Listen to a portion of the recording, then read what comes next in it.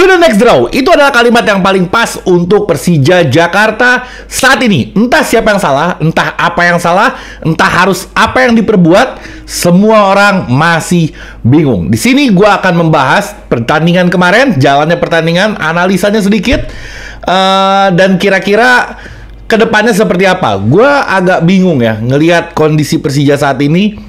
Yang harusnya kemarin itu yakin 100% kalau kita bisa memenangkan pertandingan, tapi nyatanya masih kesulitan.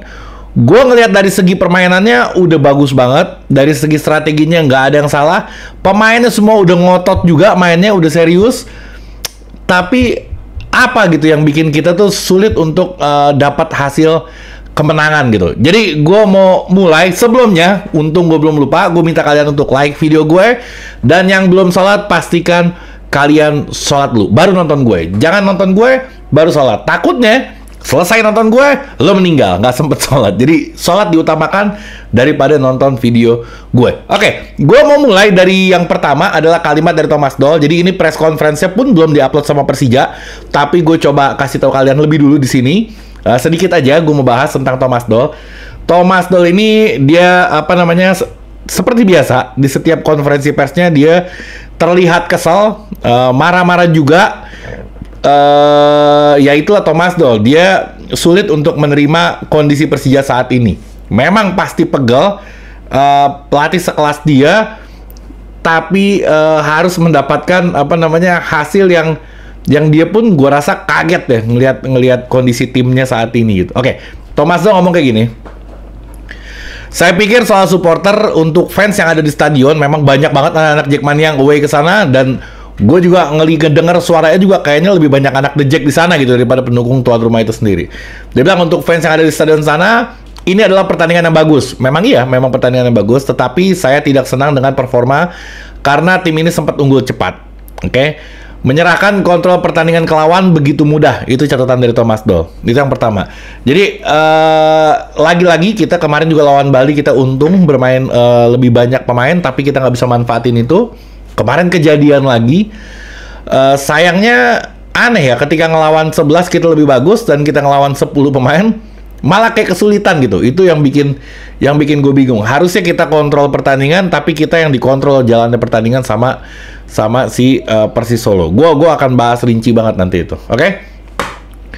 Dia bilang Persis Solo bermain sangat agresif, banyak berlari, dan kami gagal menyelesaikan peluang di sisa babak pertama. Jadi kami tidak pernah mengendalikan laga sepenuhnya. Jadi kadang dikendalikan sama Persis, kadang dikendalikan sama kita. Memang dari belakang ke tengah ke depan kita udah bagus. Gue kadang gini ya, ketika kalah kita suka ngeliat kan, ini pemain mainnya pada males lari, pada males berjuang. Jadi kita kalah. Tapi kemarin gue mau nyalahin pemain juga bingung. Pemain itu mainnya udah gila-gilaan loh. Kalau lo nonton pertandingan ya, itu pemain mainnya udah super ngotot, dan kelihatan feel-nya dapat kalau dia pengen memenangkan pertandingan. Tapi nasib aja, gue bingung tuh kenapa bisa sampai begitu tuh.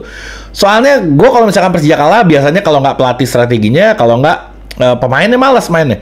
Kemarin nggak, strateginya udah bener, pemainnya udah bener, tapi masih tetap kita sulit untuk memenangkan pertandingan. Permasalahan utamanya disampaikan juga sama Thomas Doll sini. Permasalahan yang paling pertama adalah penyelesaian akhir. Itu finisher. Kita nggak punya striker yang haus cetak gol gitu. Kita nggak ada. Kita memang kreator semua. Kita menciptakan banyak peluang, umpan-umpan silang, walaupun nggak main crossing ya. Tapi memang masukin bola ke gawang itu yang kita nggak punya gitu. Makanya Thomas Doll di konferensi pers yang di komentar yang berikutnya dia bilang kalau gue butuh 2 striker, dia bilang. Nggak kira-kira dia ngomong gue langsung butuh 2 striker. Gue pengen ada 2 striker yang datang. Terus dia bilang gue akan rapat sama presiden klub dan gue akan meminta itu, dia bilang. Nanti di bawah akan gue rinciin lebih rinci lagi. Oke? Terus yang berikutnya juga di situasi saat kebobolan menjadi 1-1 atau Thomas Doll, saya tidak tahu itu offside atau enggak, tapi nyatanya offside itu. Terus di sela-sela si Thomas Doll ngomong, ada yang bilang offside katanya. Terus kata Thomas Doll, oh ternyata offside, dia bilang. Kami merasa hal ini terjadi di setiap pertandingan soal keputusan yang merugikan.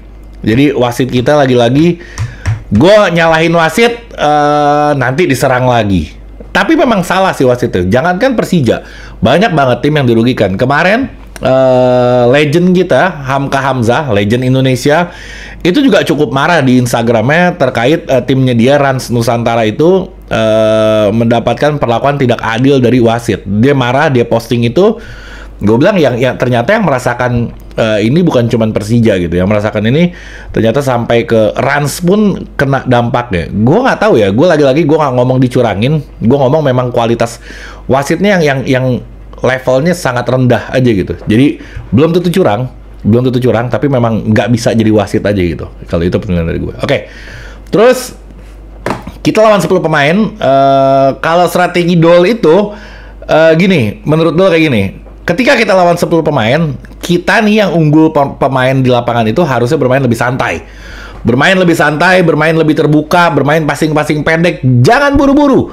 Kemarin Persija mainnya buru-buru. Jadi kayak lagi kita ketinggalan bola, ketinggalan gol, kita kayak harus ngejar gol gitu. Passing cepet, lari, umpan langsung biasa template-nya Indonesia. Long ball terus. Dan akibatnya apa? Ketika lo main cepat, kalau ini penilaian gue, ketika lo main cepat, itu dipastikan posisi lo nggak akan di posisi yang seharusnya gitu.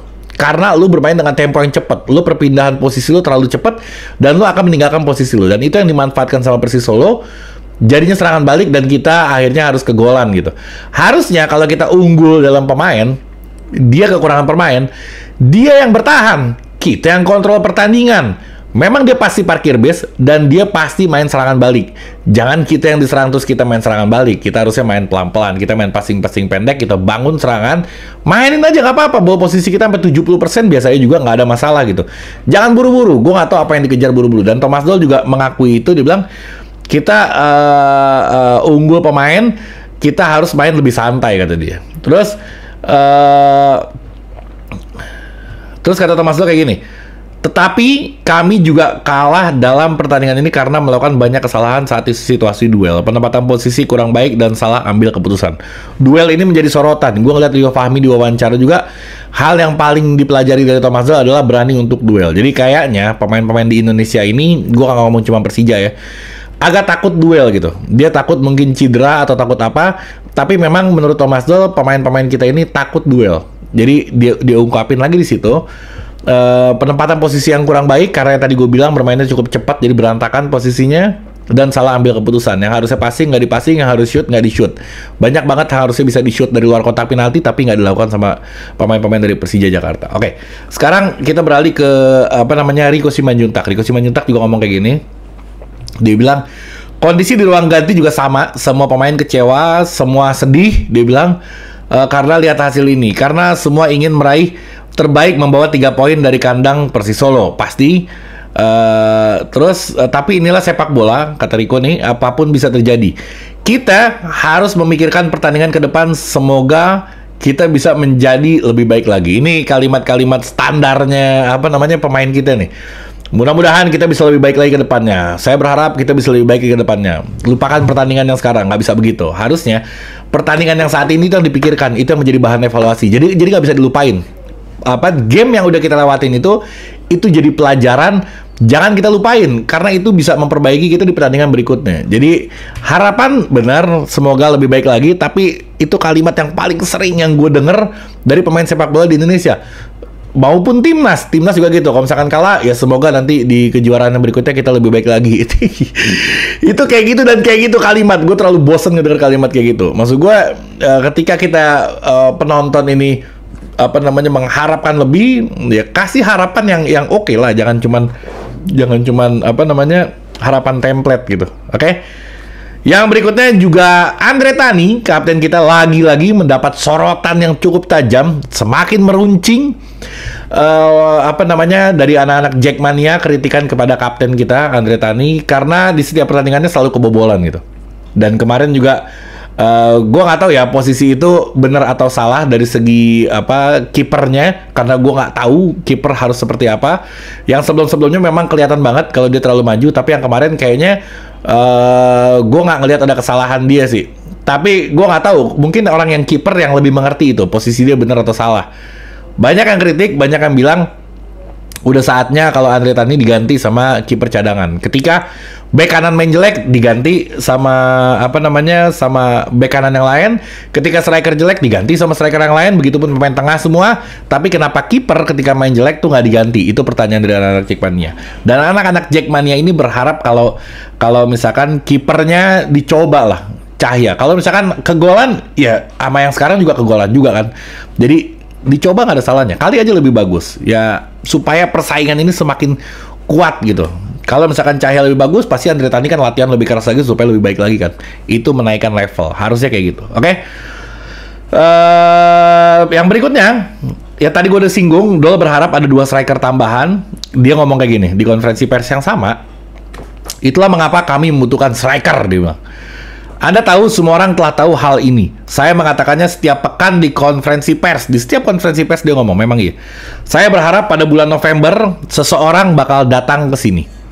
Kami akan bertemu presiden klub pekan ini, minggu ini langsung ketemu. Jadi kami mencoba untuk menemukan 2 pemain. Oke?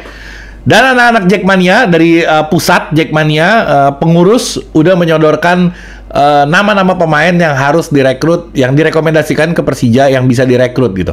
Itu langkah yang paling elegan yang gue lihat, dan gue akan bahasan mungkin nanti di video berikutnya. Itu keren banget. Ada banyak 9 nama kalau nggak salah yang disodorkan sama anak-anak Jackmania itu.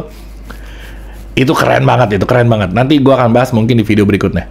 Oke, terus dia bilang Anda harus melihat bahwa dia sudah siap berlatih dan mereka adalah pemain yang bebas transfer atau bisa ditukar atau lain sebagainya. Karena kalau misalkan di paruh musim, rata-rata setiap pemain itu kontraknya masih berjalan, dan habis kontraknya itu di akhir musim. Agak repot, kita harus nebus kontrak atau harus barter pemain, atau kita cari pemain yang lagi bermasalah sama klubnya. Kemarin udah gue sampein juga, kalau misalkan ada yang bermasalah, nah boleh kita kilik-kilik tuh, mungkin dia mau putusin kontraknya atau gimana, dan dia bisa kita tarik. Agak susah, tapi harapan itu masih ada untuk striker lah paling nggak, karena di lini lainnya gue lihat kayaknya udah oke Persija, cuman di striker aja agak melempem gitu. Oke? Jadi ya, kata dia, maksud saya kami telah memiliki orang yang tepat, yang sekarang pemain-pemain yang ada maksudnya. Mereka bermain sepak bola dengan bagus, tetapi kami membutuhkan seseorang yang bisa menyelesaikan peluang, striker, finisher. Benar sekali, pada hari ini kami kembali mempunyai peluang besar untuk memenangi pertandingan, tapi ini tidak cukup. Seperti waktu melawan Bali United pekan lalu, juga seperti saat melawan Arema di kandang sendiri. Iya, benar, sama. Mereka tidak bisa menyelesaikan laga menjadi kemenangan. Itulah mengapa kami sangat membutuhkan striker. Oke? Sekarang jalannya pertandingan sedikit aja. Jalannya pertandingan kemarin gue nyatet sambil inian. Kemarin itu di awal-awal pertandingan, aduh, itu geger langsung semua anak-anak Jackmania meluapkan emosinya karena gol cepat dari Oliver Bias. Orang ini 2 pertandingannya tampilnya memukau banget. Dari defense-nya, dari nyerangnya, dari crossing akurasinya, dan yang sekarang dia pakai ngegolin lagi. Ketika Oliver Bias ngegolin, jadi dia udah main bagus di 2 game, dia konsisten permainannya, bertahannya bagus, umpan crossingnya bagus, menyerangnya pun bagus, dan kemarin plusnya dia adalah dia mencetak gol di awal-awal babak pertama. Ketika dia mencetak gol di awal babak pertama, semua anak-anak Jackmania ngangkat tangannya gembira. Rio Fahmi yang megang pala. Rio Fahmi tegang. Dia cedera, diganti, dan ganti lebih bagus lagi. Pasti pusing 7 keliling. Dia takut posisi dia terancam. Ya itulah bagusnya. Bagusnya apa? Rio Fahmi harus latihan lebih keras lagi untuk mengalahkan Oliver Bias dan merebut kembali posisi utamanya. Tapi itulah sepak bola. Lo kepleset sekali, diganti lebih bagus, lu duduk di bangku cadangan. Gua nggak yakin Rio Fahmi setelah sembuh bisa langsung main, karena Oliver Bias bagus banget mainnya, sangat amat bagus. Jadi ketika kita girang angkat tangan, Rio Fahmi megang pala aja. Gak apa-apa, itulah sepak bola, harus bersaing. Oke, terus yang berikutnya Hanan juga lagi-lagi menjadi catatan istimewa gue. Hanan ini selain dia kreator penyerangan yang jadinya gol si Oliver Bias, walaupun asis dari Rico, tapi orang ketiga sebelum ke si Bias itu adalah Hanan. Dan Hanan ini berhasil membuat Persisolo pemainnya, backnya sampai kartu merah. Saking repotnya jagain orang. Ini anak bagus banget, Masya Allah, luar biasa, jago banget ini orang. Rehan Hanan, luar biasa. Oke. Terus formasinya ini keren. Gue selalu sependapat dengan formasi yang tanpa striker. Karena kita nggak punya striker. Kalau kita punya striker, mungkin lebih bagus. Tapi jangan Simic. Simic itu lagi pura-pura cedera. Jadi kita jangan hirauin dia. Dia nggak cedera, dia pura-pura cedera. Gak ngerti gue tujuannya apa. Kali begitu ya, nggak tahu. Mudah-mudahan gak deh, gue gak berharap lagi sama dia udah. Mudah-mudahan dia ditukar aja udah, diganti, dibuang kemana kayak diganti sama yang lebih seger lagi. Parah banget nih orang. Oke, kita tinggalin Simic karena Simic bagi gue nggak begitu penting. Nanti dia ngegolin, lu girang bang. Nggak apa-apa kalau dia ngegolin, dia gue girang. Persija yang ngegolin, bukan dia. Dia hanya alat untuk mencetak gol aja. Mudah-mudahan dia nggak ngegolin. Biarin aja nih. Samosir sama Aji Kusuma juga kemarin ngegolin. Aji Kusuma, gila luar biasa. Hampir ada gol kedua, tapi dianggap offside. Udah kacau balau wasit kita. Tapi bisa jadi offside. Kayaknya agak, gue nggak tahu ya. Gue nggak begitu ngelihat offside apa enggak. Karena kameranya di Indonesia kan tahu sendiri terbatas. Pengen pakai VAR, sedangkan VAR itu kameranya mesti ada di sekeliling stadion. Gue nggak tahu jadinya kayak apa ntar. Oke. Kayak gue bilang tadi, false nine ini sangat cocok. Rio Matsumura di tengah. Ada Rico, ada... Keren banget ini, saling mengisi ruang tanpa striker tapi sangat jitu. Kenapa? Karena backnya dia, lawan kita juga pakai 3 back sama. Jadi 3 depan kita, 3 back dia. Ini enak banget. Kecuali dia pakai 2, agak repot. Kalau pakai 3, itu biasanya center back dia yang di tengah itu ketarik ke si pemain yang false nine-nya itu. Biasanya kayak gitu. Jadi agak terbuka ruangan di belakang ketika kita pakai 3 di depan dan strategi yang kemarin dipakai sama si Thomas Doll. Oke? Peluang kita lebih banyak, cut inside kita lebih banyak, tusukannya, shootnya juga banyak banget dengan formasi ini. Ketika kita pakai striker, kita cuman nge-shoot kalau nggak salah ya, setiap ada striker itu cuma 6. Tapi ketika kita nggak pakai striker, kita nge-shoot sampai ke 17, walaupun yang on target itu cuma 6. Ntar statistik gue bacain di akhir, oke? Semua berjalan dengan rapi, semua berjalan dengan benar. Permasalahan cuma satu yang tadi gue disinggung, kagak ada yang bisa ngegolin. Oke. Yang berikutnya, Reski Fandi. Kacau balau. Ini orang main yang tahun kemarin, musim kemarin mainnya fenomenal, luar biasa. Tapi sekarang performanya nggak tahu kenapa agak-agak turun itu. Kemarin dia dimainin karena kita mau menyerang abis dan kita butuh satu orang yang untuk bertahan. Reski Fandi memang dari segi bertahan bagus banget.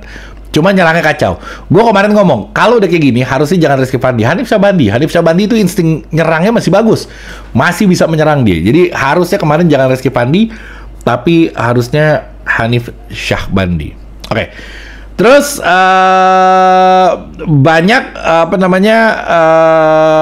oke, kita lanjutin si akhirannya si Persija ini harus kegolan di menit 50. Walaupun, yang tadi gue udah singgung, itu offside. Itu offside, murni offside. Bahkan di-post sama pengamat sepak bola akun Instagram, kalau itu golnya offside banget gitu. Wasitnya ngelihat sambil jongkok, sambil ngintip, dia ngelihat kalau itu offside. Tapi anehnya kenapa dia nggak berani ngangkat benderanya gitu. Oke. Setelah kegolan, mulai ganti formasi di menit 62 dari si Thomas Doll. Masuk Aji dan Samosir. Nggak lama dari itu Hansamu juga masuk juga ke sana. Gue yakin Hansamu masuk ini salah satunya diharapkan mencetak gol di menit akhir karena dia kan Mr. Last Minute ya. Mudah-mudahan kata Thomas Doll nih kali gue masukin dia nih, selain bertahan bagus, dia punya postur yang bagus untuk corner. Syukur-syukur bisa ngegolin di menit akhir. Akhirnya Aji dan Samosir masuk jadi duet striker di situ dan ternyata berjalan. Langsung Samosir bikin peluang di sana dan akhirnya Aji Kusuma bisa mencetak gol di situ. Oke, Witan diganti sama Nico dengan harapan kecepatan ditambah, tapi kayaknya kemarin Nico permainannya nggak berjalan dengan seharusnya gitu. Jadi mendingan pertahanin Witan kalau gue rasa di pertandingan kemarin. Karena Nico masuk dengan tensi yang sangat tinggi, kayaknya sih dia agak kaget itu. Oke, Oliver Bias ini yang sebelumnya nyerang terus-terusan, dia nggak nyerang sama sekali setelah menit 62. Kalau lo nonton replaynya lagi, lo lihat aja. Oliver Bias nggak ada penyerangan sama sekali setelah menit 62. Karena apa? Karena Persis Solo dia pakai parkir base dan dia mengandalkan serangan balik. Ketika dia serangan balik, belakang kita larinya pada pelan-pelan. Kecuali siapa? Kecuali Oliver Bias. Maka Oliver Bias digantung di belakang untuk mengantisipasi serangan-serangan dari si Persis Solo. Serangan balik maksud gue. Oke? Terus yang berikutnya, ya udah, yang terakhir kita akhirnya harus kegolan lagi. Harus kegolan dan kita harus menerima hasil ini dengan legowo gitu. Kapan kita menang, gue nggak tahu. Yang berikutnya kita kalau salah lawan Barito atau lawan siapa tuh? Di kandang, 2 match di kandang. Nah, harusnya kita dapat 6 poin di sana. Kalau masih di kandang masih kayak gini mainnya, agak kelewatan sih. Oke, gue sekarang mau loncat ke statistik. Ini dia sedikit aja gue cepetin untuk statistiknya. Penguasaan bola 66%. Total tembakan 17. Banyak banget tembakan kita, tapi nggak ada bola yang masuk ke gawang sama sekali. Walaupun tembakan ke gawang kita cuma 6. Jadi on target kita 6. Karena apa? Karena kita nggak punya finisher. Yang harusnya 17 itu bisa ke gawang, tapi nyatanya ke langit karena kita nggak punya finisher yang tadi yang Thomas Doll singgung. Operannya oke, kita 85%, bagus banget. Sedangkan dari Persis Solonya 72%, banyak dipotong sama pemain-pemain tengah kita. Operan silang, tackle, intercept, sapuan, standar-standar aja. Makanya gue bilang, nggak ada kesalahan dari permainan Persija dan dari pemain Persija. Gue udah ngeliat semuanya total pemain Persija mainnya rapi, nggak rapi maksud gue, mainnya udah dengan semangat. Walaupun yang tadi berantakan sedikit ya. Semangatnya tuh ada gitu. Gue ngeliat kalau pemain Persija tuh kayaknya pengen menang gitu. Gue ngeliat di situ. Tapi nasib, lagi-lagi nasib yang menentukan kalau kita belum bisa menang. Mudah-mudahan 2 laga home kita di Patriot, kita bisa sapu bersih itu, bisa dapat 6 poin di sana. Dan kita bisa naik lagi, merangkak ke atas lagi lah. Kita terlalu jauh sekarang. Klasemen kita ada di berapa nih? Klasemen kita di 9. Di atas kita ada Persib Bandung, ada Bali, Persebaya, Rans di atas kita, PSIS, Borneo, dan Madura yang stabil banget di pimpinan klasemen. Ini agak-agak riskan sih. Kita 19 poin, target kita di 4 besar, 23. Masih bisa kekejar. Ini masih banyak banget peluang kita untuk masuk ke 4 besar. Oke? Jadi mudah-mudahan, tadi gue udah bilang, nanti yang berikutnya, konten berikutnya, gue akan membahas pemain-pemain yang direkomendasikan sama pimpinan pusat Jackmania ke Persija. Dan kita lihat pemainnya, profilnya satu persatu orang-orang itu. Oke? Sekian dari gue. Assalamualaikum warahmatullahi wabarakatuh.